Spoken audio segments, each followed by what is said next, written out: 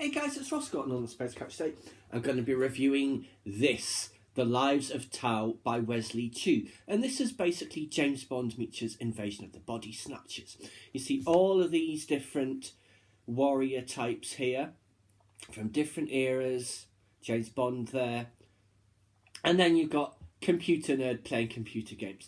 So, basically, millions of years ago, in fact 65 million years ago, a spaceship crashes into the Earth, and that causes the end of the dinosaurs and obviously the rise of the species. But that spaceship is from a race known as the Quasing, and they can't survive in our atmosphere. They're kind of like gaseous forms, but what they can do is possess living creatures. Not as in zombie-like possession, but they'll have that consciousness in theirs as well. So with people, you would hear them talking to you.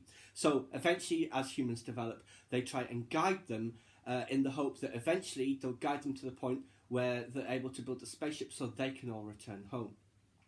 Over time, of course, it splits into two factions: the Prophets, who are the good guys, and the Genjiks, who are the bad guys. And every single important figure throughout history you can think of has been basically accompanied by a Quasing. So Churchill, Leonardo, Genghis Khan, everyone basically that you can think of has been a Quasing.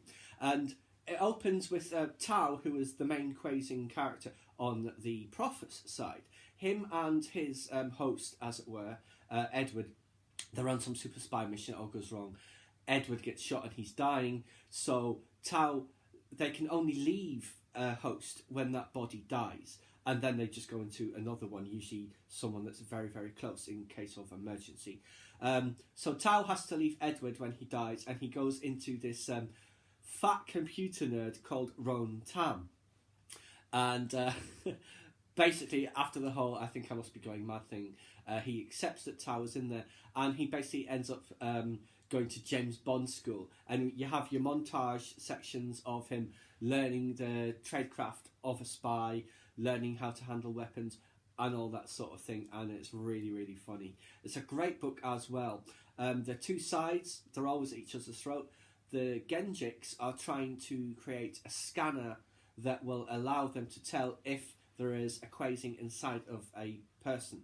You know, easy to identify, but also very, very bad if it falls into the hands of the humans, because they don't know anything about it, generally speaking.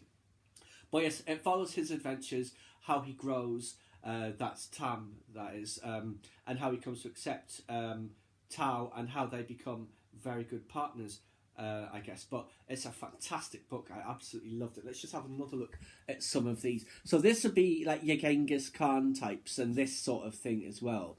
And then you see your various types of soldiers and generals and all that sort of thing. Like I said, the James Bond type, then like your mercenary sort of, what do they call them, security contractor types.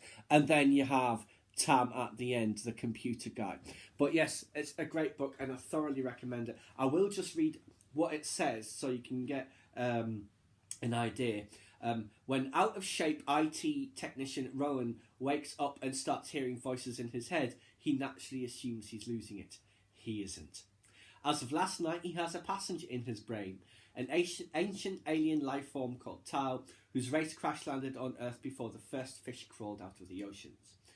Over the millennia, his people have trained human heroes to be great leaders to advance our species at a rate far beyond what it would have achieved on its own. Split into two opposing factions, the peace-loving but underrepresented Prophets and the savage, powerful Genjiks, the aliens have been in a state of civil war for centuries. Both sides are searching for a way off planet, and the Genjiks will sacrifice the entire human race if that's what it takes. So now Rowan must train to be a hero worthy of his unwanted companion. Like that's going to end up well. But yes, great book. If you see this, I would recommend it. I got this ages ago and had forgotten about it. It was in my to-read pile.